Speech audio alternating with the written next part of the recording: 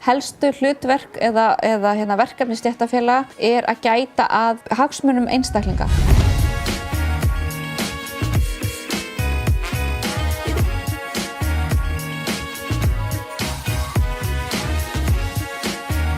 Helstu hlutverk eða verkefni stéttarfélaga að gæta að hagsmunum einstaklinga.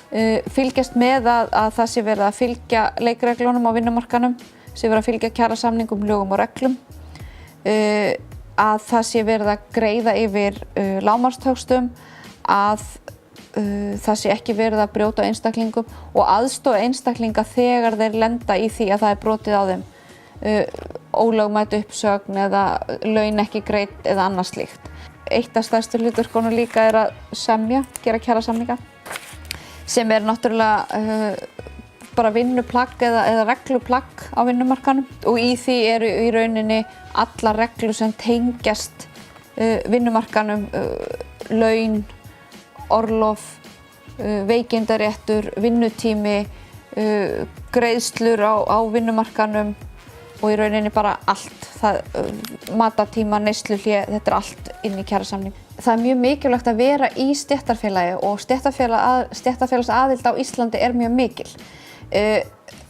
Til þess að geta nýtt þennan kjarasamning þá þarftu að vera í stéttarfélagi og ef eitthvað kemur upp á vinnumarkaðnum þá náttúrulega mjög mikilvægt að það sé eitthvað sem að grípur inn í, einhver sem getur aðstoðað þig, einhver sem getur leiðbeint þér eða gefið þér ráðgjöf.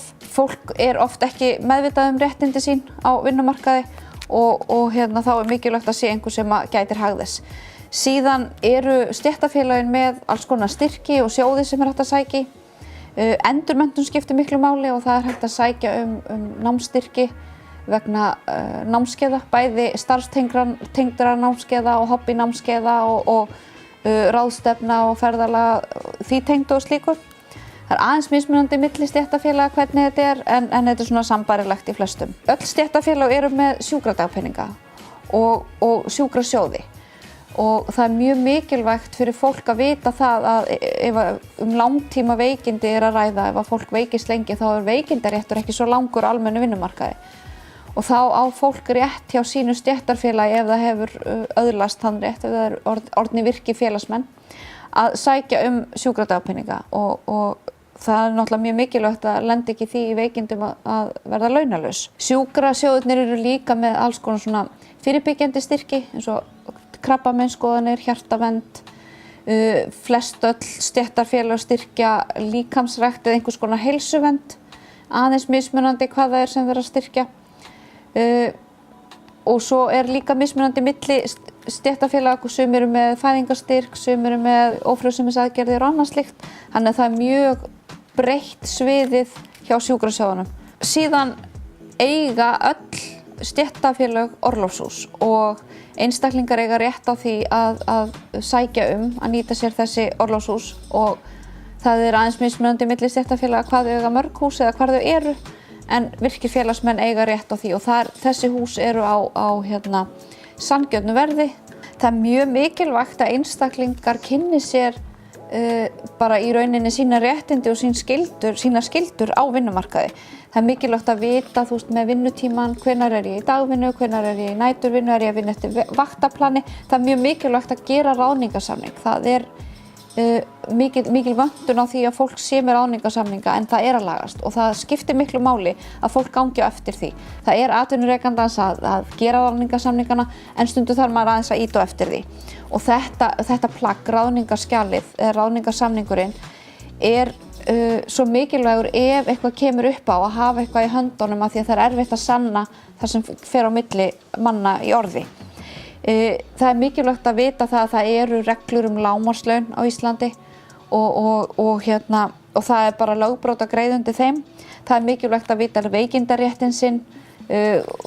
Hann getur verið mjög mismunandi bara milli kjarasamninga, milli einstaklinga, hversu lengi þeir hafa unnið á þessum vinnustað eða í þessu vinnuumhverfi.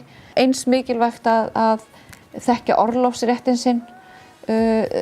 Hvernig orlofið greitt, það rosalega mikilvægt því að fólk lendir oft, getur lent bara í slæmum málum ef að það áttar sig ekki á því að það fær orlofið sitt greitt í maí og veit ekki að þetta orlof, það því mjög algengt að fólk eyðir bara peningnum og svo allar það í sumarfrí og á þá allt í einu bara engan pening þann mánuð.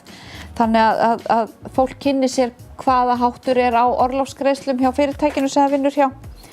Og svo líka mikilvægt fyrir fólk að vita að öllum réttindum fylgja skyldur og að það hefur líka ákveðnum skyldum að gegna á vinnumarkaðnum.